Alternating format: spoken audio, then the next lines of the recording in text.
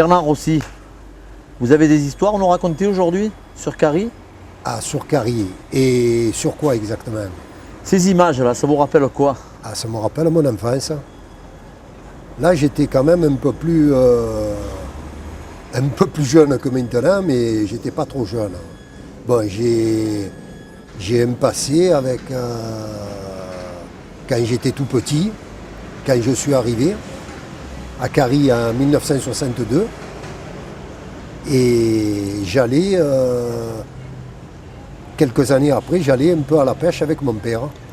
Et j'ai connu un peu le métier qu'il faisait, les gens qu'il côtoyait, enfin, un peu tout ça, quoi. Voilà. Là, je vois un film sur la pêche, dont c'était moi qui avait filmé. Je voulais faire un souvenir avant qu'il disparaisse. Et ça m'a beaucoup ému, surtout maintenant que je vois ça qu'il n'est plus là, quoi. Mais enfin, pour moi, il est toujours là. Votre père pêchait la langouste, c'était une des meilleures de la Côte Bleue? Mon père, c'était une figure de Carie. Pourquoi? Parce que c'était un grand pêcheur de langoustes, un grand pêcheur de rouget, de soupe, de cigales de mer, les chambrés, comme on appelle ça ici dans le Midi. Et on fait un peu tout, quoi. Un grand pêcheur de sole. Alors, l'hiver, on partait, on allait à la pêche, on allait pêcher la sole. On partait, on allait jusqu'à Carreau, et en suivant la côte. Et après, on partait au large, et on allait pêcher la sole, c'est-à-dire qu'on tirait les filets, des kilomètres et des kilomètres de filets. Après, on démaillait le poisson une fois qu'il était à bord et on recalait les filets sur place. Et voilà, enfin, ça durait pas mal de temps. On partait, on ne mangeait pas, on arrivait ici. C'était en plein après-midi, on mangeait quand on avait fini très tard. Voilà. Aujourd'hui, vous nous avez apporté des objets qui ont appartenu à votre papa. Vous pouvez nous raconter ce que c'est ces objets? Alors cet objet qui est sur la table, c'est un girolier. Bon, un girolier, c'est fait, disons, pour les gens qui ne connaissent pas, pour attraper les girelles. Les girelles, bon, comme on mangeait dans le temps, on mangeait une bonne friture de girelles, ce qui est rare de nos jours. Et donc ils prenaient cet appareil pour les capturer. Ils leur mettaient les appâts à l'intérieur de cet appareil. Les girelles rentraient, dégustaient l'appât et puis étaient prisonnières de cet instrument-là. Voilà. Ça, c'est une aiguille. Une aiguille, comme vous direz, une aiguille pour tricoter. Mais là, c'était pour faire les filets. Alors, il faisait les filets avec ça. Donc, alors, il avait son fil qui était entouré dans cet appareil. Il sortait son fil de cet appareil. Il mettait son fil, je vais vous montrer, j'ai un rouleau là, voilà.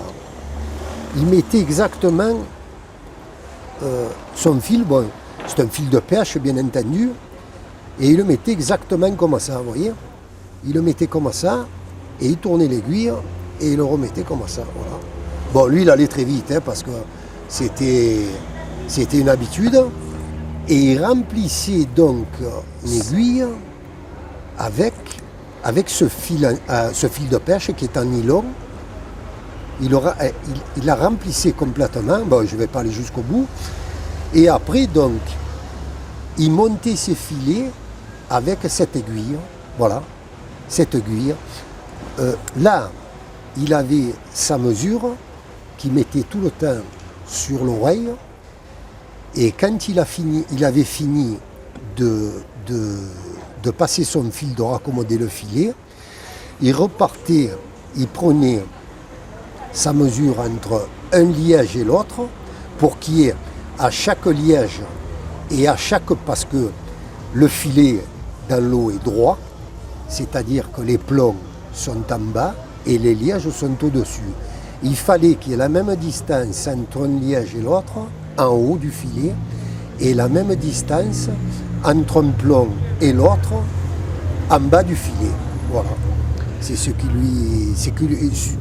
C'était les instruments qu'il possédait. Là, on voit toujours la même aiguille. Enfin, voilà. Vous êtes arrivé en quelle année à Carry-le-Rouet avec votre papa? Eh bien, nous, on est arrivé en 1962.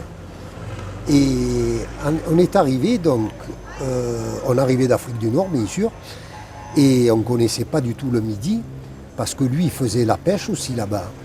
Et il avait mis son petit bateau qui se servait là-bas, sur un gros bateau pour le transporter donc en France. Et quand il est arrivé en France, vu le climat et la pêche qui se pratiquait ici à Carry, ce n'était pas la même que là-bas. Alors il a fallu qu'il vende son petit bateau pour en prendre un peu plus gros qui soit adéquat à la pêche marseillaise. Voilà. Et donc quand on est arrivé, donc on connaissait pas le coin, et on a fait un tour en taxi, mon père, ma soeur, ma mère et moi, et on a fait le tour de l'étang de Berre pour savoir où il allait se poser. Et quand on est arrivé à Carry, je m'en rappellerai toujours, on est descendu par on est arrivé de Saucé, donc on est descendu par la côte qu'il y a en haut où il y a la station-service. Et de suite, quand il est arrivé, qu'il a vu le port, ça y a plu, il a dit voilà, je veux rester là. Et depuis, on est resté là. J'ai plusieurs histoires, des bonnes histoires et des mauvaises histoires, parce que la pêche, c'est la mer, c'est un peu comme la montagne, c'est dangereux. Bon, lui, c'était un vieux loup de mer.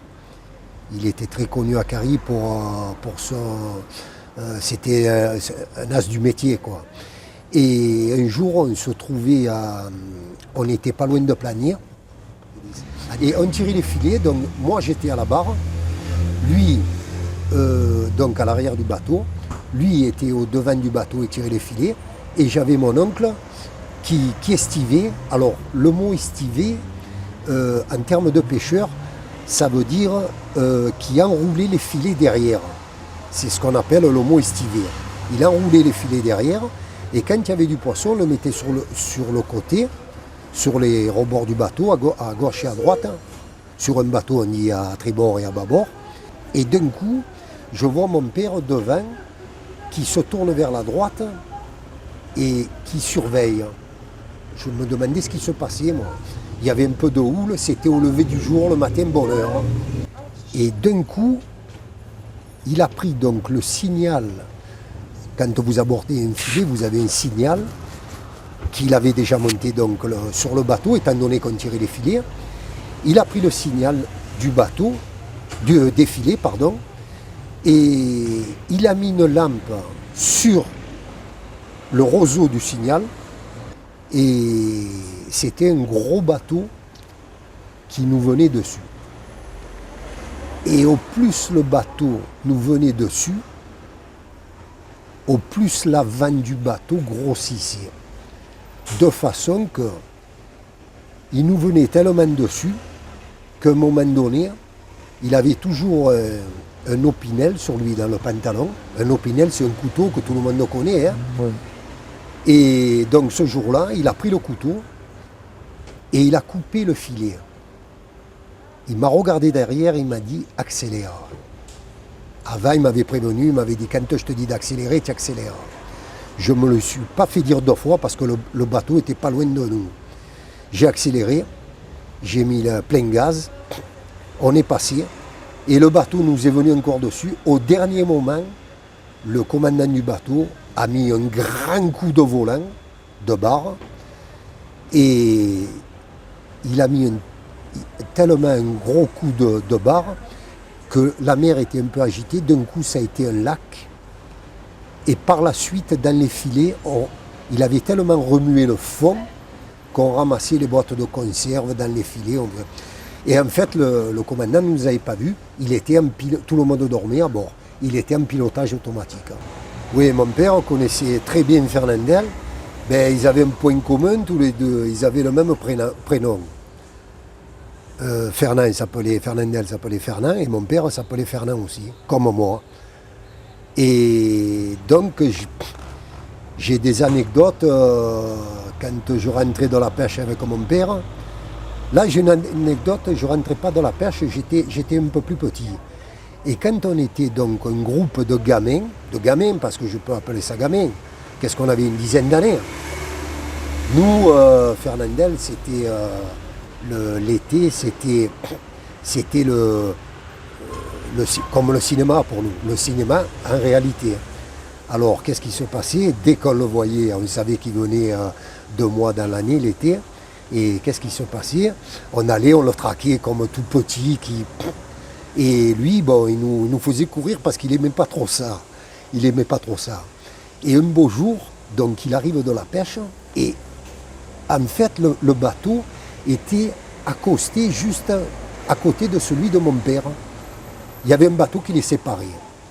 Et donc il arrive donc avec son matelot et il sort de la voiture, mais ce jour-là il était arrivé bredouille, il n'avait rien pris. Et donc il ne fallait pas trop y parler, il n'était pas trop sympa. Et comme il arrive, donc il descend sur le quai, et à l'époque, Carry, où il avait le bateau, c'était à 2 niveaux, c'est-à-dire qu'il y avait le quai où tous les pêcheurs installaient leurs filets pour les faire sécher, pour les nettoyer, et au-dessus, il y avait un deuxième niveau, c'était un parking de voiture où les gens garaient la voiture. Et en fait, il avait garé sa voiture là. Et à l'époque, donc, il y avait on peut appeler ça des lampadaires, qui se trouvaient derrière les voitures.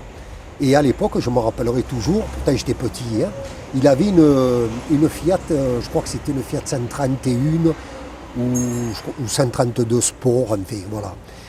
Et il était rentré dans la voiture et nous tous autour, on l'harcelait, quoi.